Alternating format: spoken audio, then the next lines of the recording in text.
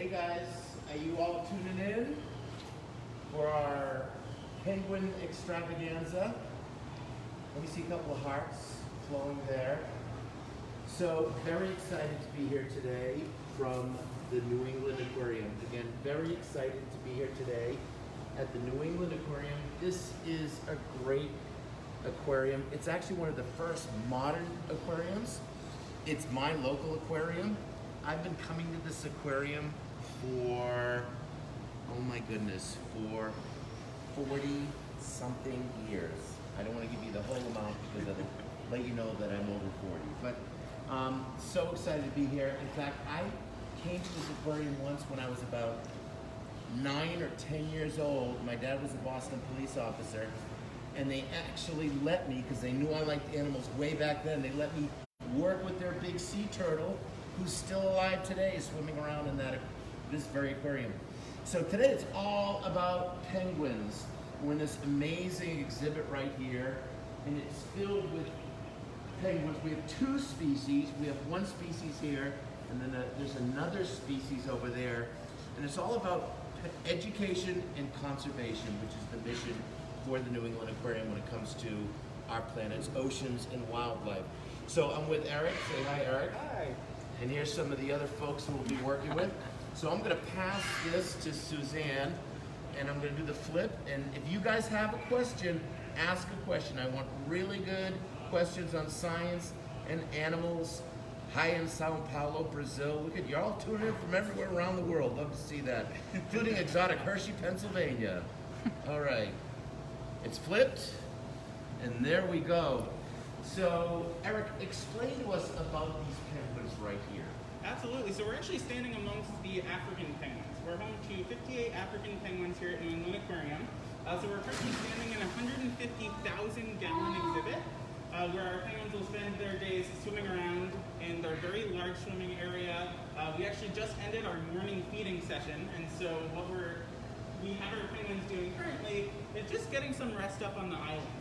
The daily routine's kind of all finished, and they're going to get some rest, and we've got some fun things to show everyone today too. And Suzanne, don't be afraid to come in nice and close. So you can come in and what do you mean? Yep, there we go. Okay, but if you want to like move in, you could do that too. Perfect. That's nice. That's perfect. So we've got these are all African penguins, right? Correct. From South Africa. Yeah, they're naturally found in South Africa and Namibia. They inhabit not only mainland on that area, but also some islands off the coast. And we're working with one very special penguin here today, Lambert. Absolutely. We are going to be talking a little bit about Lambert, especially through our virtual experiences and our virtual visits we've been offering on our Facebook page. We've talked a lot about penguins molting. So our African penguins are currently in molting season. So they're replacing their entire feather coat. And so we've highlighted that whole process and how it's extremely important for penguins to go through. It helps to replace their waterproofing so that they're in tip-top shape year after year to go into what is some pretty cold water. Right now, this water temperature here is 60 degrees Fahrenheit. It's about 60 degrees, so we try to mimic the natural environment that the African penguin would be found in. And even though it's pretty warm in South Africa, the water that they swim in is very cold. There's a cold water current that brings cold water up from South Africa. And you can see, guys, we'll try to get some of these guys that are swimming around. We're just going to let this kind of, there's one right over here that's really cool, giving us a little demonstration. Plenty of them getting their exercise here in the see exhibit. how that plumage works. It's almost like a wetsuit. So you can see that's a juvenile, right, Eric? So yeah, the juveniles are grayish in coloration. They don't have that black and white plumage quite yet. They come in until they're about a year and a half old when they go through their first molt. But that plumage is really critical to their survival. Absolutely. If they don't keep their feathers groomed and in top shape, they'll actually die of hypothermia. Absolutely. So, the feathers for penguins, unlike helping to create lift for other bird species, for them it is really about insulation. So what do we want to do with Lambert today?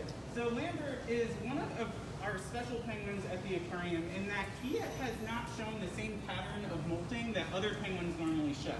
Normally they'll molt their feathers every single year, but Lambert skipped his molt last year, and so this is his second year. It's been about 2 years since he went through his molt. Okay. And so that's pretty common among penguins, both in zoos and aquariums as well as in their native environments. The problem with the ones in their native environments, as you mentioned, they need it to survive. So not molting is kind of a death sentence. Someone is being, hey, this is my show. Get out of here. So that's one of the juvenile penguins that we mentioned. And there goes the swimming iPhone. in the exhibit. All right, let's get into this. So what we did with Lambert is he actually got an injection of a hormone that's going to help him to regulate his molt. So we gave it to him prior to when we expect him to molt. It's called melatonin. It's produced in the brain of a penguin. And we have melatonin or use melatonin ourselves. Absolutely. It helps with our circadian rhythm. It's basically the internal clock of an animal. So Lambert has had problems molting, and they want to make sure he can molt successfully. So they've given him this treatment, and now we're going to assess his health. And the reason why all this stuff is so important is because today, African penguins are in a lot of trouble. Habitat loss, invasive species, dogs mess with them on the beach, people mess with them, and climate change, pollution, plastics, the perfect storm. And speaking of perfect storm, just got a little storm in the water there, someone made a little bit of a mess there. But seriously, programs like this are critical in ensuring that these animals survive in the future. It's all about the blue planet, isn't it? Yeah, that's absolutely correct. All right, We're let's do hoping it. we can learn a little bit more about Lambert's molt. So I'm actually going to hop right up on the island. I'm going to go ahead and pick up Lambert. He's very used to my handling him. We've been working on building a relationship so that he is comfortable when I handle him. So there's Lambert right here. So you'll actually notice Lambert right here has some breakage in his feathers. That's what happens if they don't go through that molt. That's what's going to occur. They're going to start breaking down. Their feathers are going to start wearing out. Very similar to if we wore the same jacket every day and washed it every night, it's going to start breaking down if we don't replace it. And so we're hoping, now that Lambert's had this injection of melatonin, right before we expect him to molt, that he will molt successfully. And what's really exciting is we're starting to see his appetite increase. He's starting to eat a lot more fish than he usually would, which lets us know that he might be getting ready to go through that feather replacement process. It happens all at once. It's called a catastrophic molt. And right before they do this, they will double in weight and size. So he's starting to kind of bulk up. One of the things that we check on Lambert is the bracelet that we use to identify him. So I know the green bracelet on Lambert's left wing means that he is a male, and it means that this particular penguin is Lambert. Okay. So that's how I'm able to identify him, but I also want to make sure that the bracelet's not too tight. As they bulk up, their wings start to get really, really big too. But so far, it looks like this bracelet is perfectly fine for Lambert. So he's not quite ready to have the bracelet change yet, but what we have been doing is we've been monitoring his weight. If he does start to increase in weight, that'll let us know that he's probably going to start dropping those feathers pretty soon. So one of the questions I just saw there, Eric, was, is the reason why he is having a melatonin issue or a molting issue because of the indoor environment? That's a really great question. So a lot of times if a penguin does not molt, it's a multifactorial thing. It's not one specific problem. It's normally due to several different factors at once. Some of those things include age, genetics, nutritional allotment, and the photoperiod. So our light system actually mimics the sunrise and sunset of Boston. So they do go through longer day periods and shorter day periods here too. But light intensity and cycle is another important factor in regulating their molt. So it's hard to say what exactly it is about Lambert, but what we have been able to do is try this out to see if the melatonin helps to trigger that molt this summer.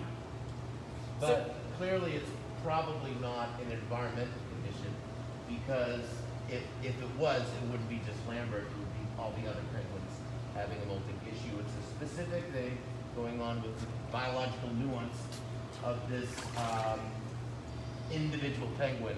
So you ready to get him on the scale? I sure am. All right. I'm going to hop down in the water with Lambert.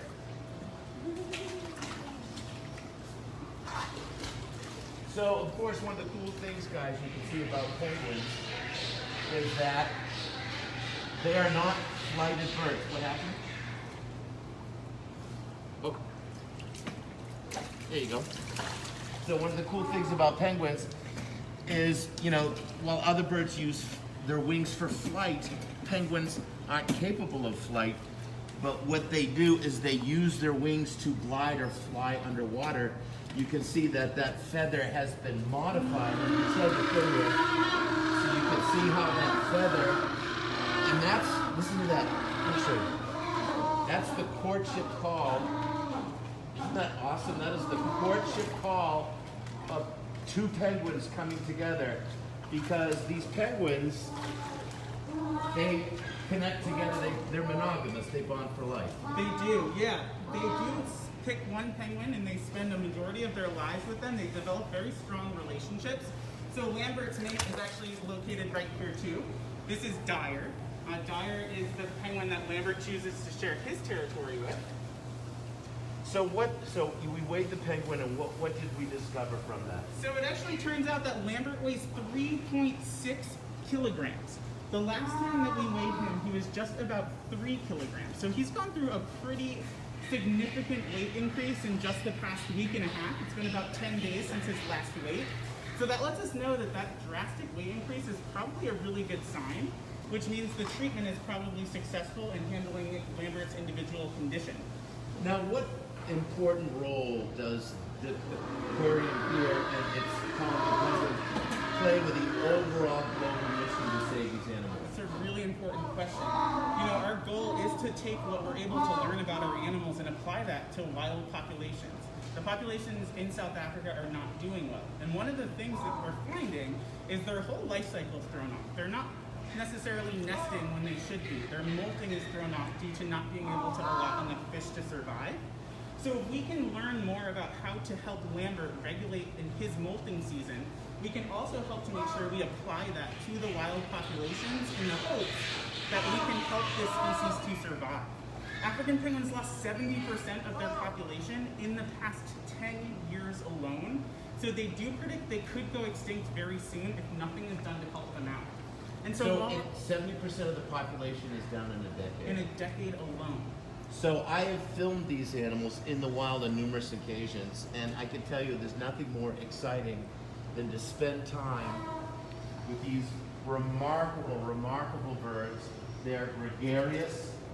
I don't want to be anthropomorphic, but I would say there's a lot going upstairs in the penguin. Their personalities are all unique individuals, and what a sad world it would be without penguins.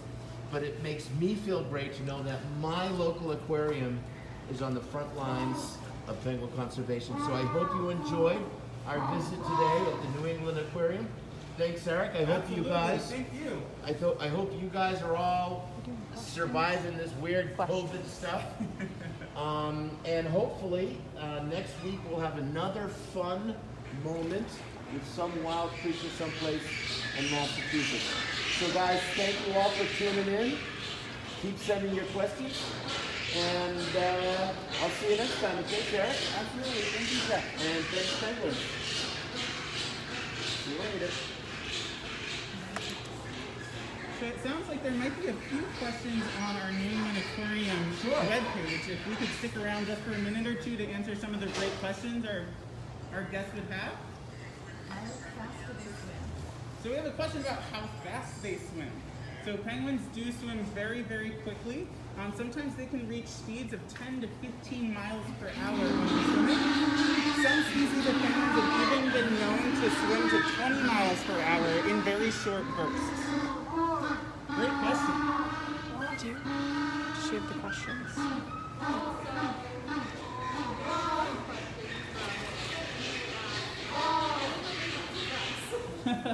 So penguins have a lot of adaptations that are very similar to ducks. They are spending most of their time in the water, so they have webbed feet, but being a bird, they also lay eggs, they have beaks.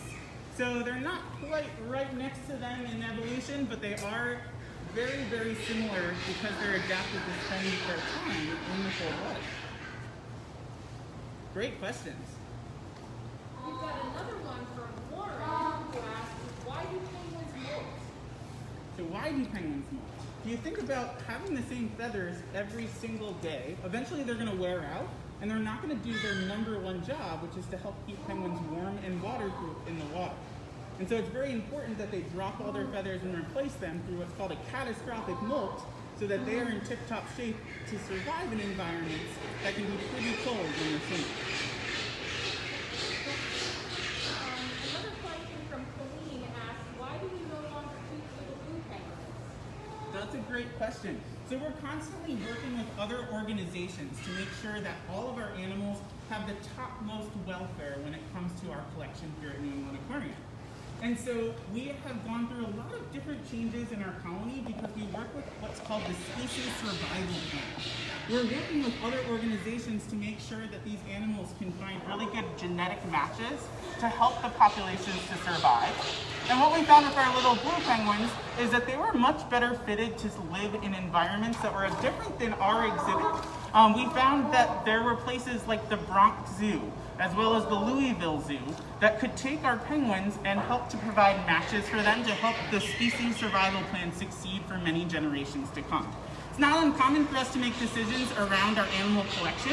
If we find that there might be really great places for them to maintain the topmost welfare, then we're going to support that because our animal care is the #1 priority here at New England Aquarium. Another question from both Grant and Heather. How long do they live? Another awesome question. So African penguins have been known to live into their 30s or even their 40s here with us at New England Aquarium. In their native environments, you could expect them to live into their 10, maybe 15-year range. But if you think about it, they're guaranteed restaurant quality seafood. They don't have to worry about predators here at the aquarium, but they also have fantastic veterinarians who help to provide all the care that our animals need and also ensure that they can reach ages that they wouldn't naturally reach in their native environments. Those were all really good questions, and I'm sure there's a lot more there on the page. People are really excited to learn more about penguins, and we will be setting up quite a few virtual visits to talk all about every animal that we have. So if you continue to tune in right around 11 o'clock each day, that would be really a great opportunity to learn about our entire collection. And we could not say thank you enough to Jeff to come in today to talk about our penguins, to learn more about Lambert's story, and helping us to spread our overall mission to protect the blue planet. Thank you very much. And I hope you guys come in once we get to open up again, which hopefully will be pretty soon. Because this aquarium is not complete without the people that help to make it. And all the animals miss the interactions, miss the visitors. We miss our visitors, but we're looking forward to welcoming them very, very soon. All right, ciao. Thank you, guys.